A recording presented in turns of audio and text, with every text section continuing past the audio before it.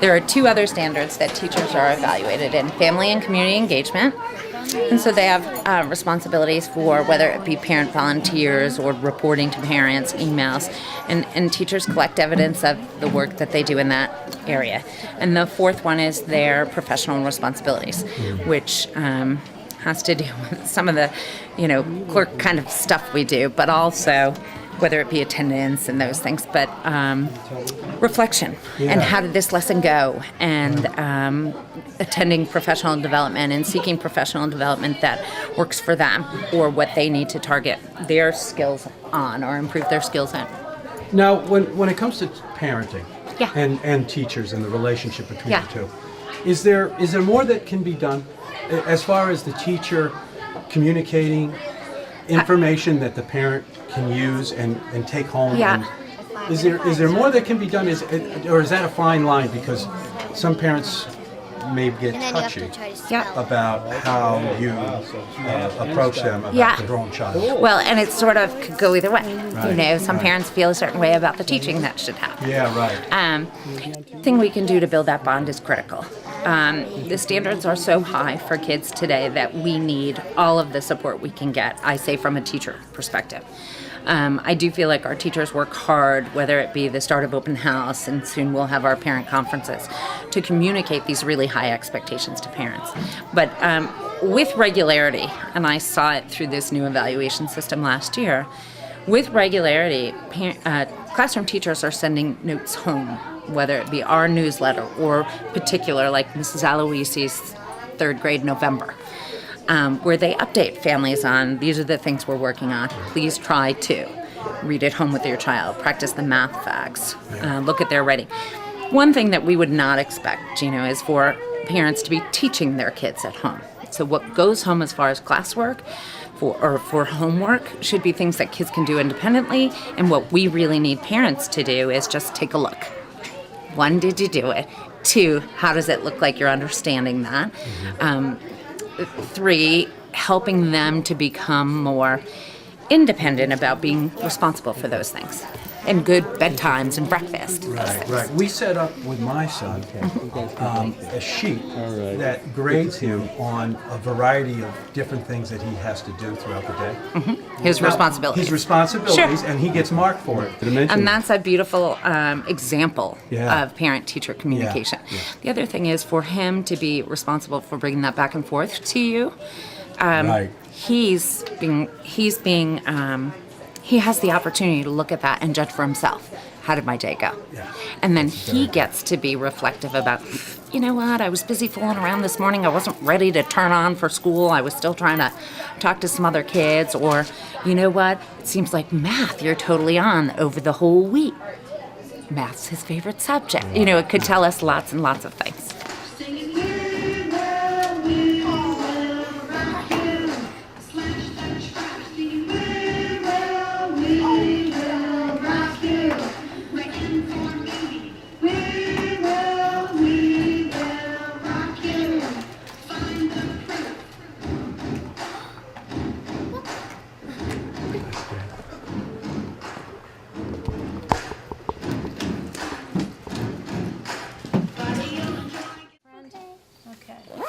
This is a substantially separate classroom.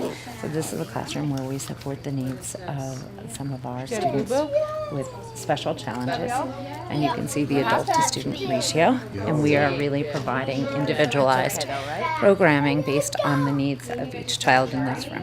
How many children do we have that are in there? So we have 5 kids that are in this classroom, but they come here for certain things and then they go out for other things. So they'll be in the gen ed classroom for, let's say, math, and then they might come in here for ELA support. Or they'll go in for PE and then they'll come back in here for... Are they in an ordinary class as well? Yes, They yes, are. yes. Hi. Hi. What are you doing? I'm taking a little video of you. Is that okay? I'm doing a Yeah. show about the school. Oh, Yeah.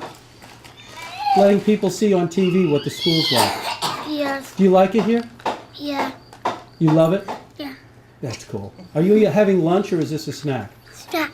Oh. You know what's for lunch Yeah. today? I got pizza. Whoa! Is that your favorite food? Yeah.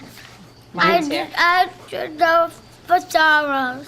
Oh, of course. She'd like to put a little plug in for Fisaros. Absolutely. Well, you Cheese did it. pizza. The Fasaro's cheese pizza. You highly recommend it. Very subtle, Gabri.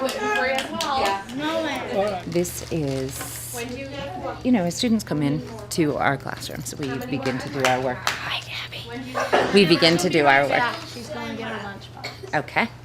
right across the Right. So she's going to her other classroom. Right? Gab's right back.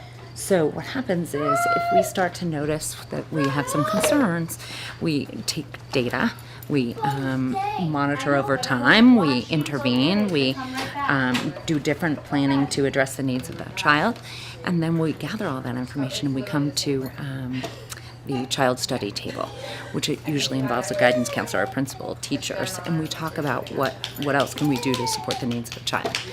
You can eventually get to a place where we then might say, you know what, we need to know some more, and we'll plan for referral for educational testing. Then our school psychologist will do the educational testing, then we'll convene as a team and determine if there is a disability of some sort, and we decide that as a team with the parents. And then should there be a disability and children become eligible for special education, we create an individualized educational plan, an IEP. And that's, so students in here have them so that they list out the very specific things they need to do and get support, whether it be. Does any child get turned away So- because of their disability? Oh, no, not at all. But some kids don't qualify for having a disability. Okay, right. You know, so, and they may. So what happens with autistic kids? Yeah. What do So, you do with that? so they would come through that process as well, and they may have special needs. And then what we do is we create that individualized IEP to meet the needs of whatever their challenges may be. But you can't put an autistic child in with an ordinary class. Absolutely, you can, and we can. do all the time. I see. Yeah, yeah. That doesn't hold back the classroom? No, we provide supports. Okay. But also it is growing for classroom kids in the gen ed setting. They learn skills to support others. Sure. Often our children who are autistic are very bright in particular areas, and then they can learn something or share something with the rest of the class, and other kids learn. And then there are opportunities for them to come out, you know, if it's noise challenges or something. You saw the kindergarten well. Sometimes the cafeteria can be a little overwhelming. So they could go out, any kid can go out and be able to sit at those tables in the well and have sort of a quieter lunch that is supported.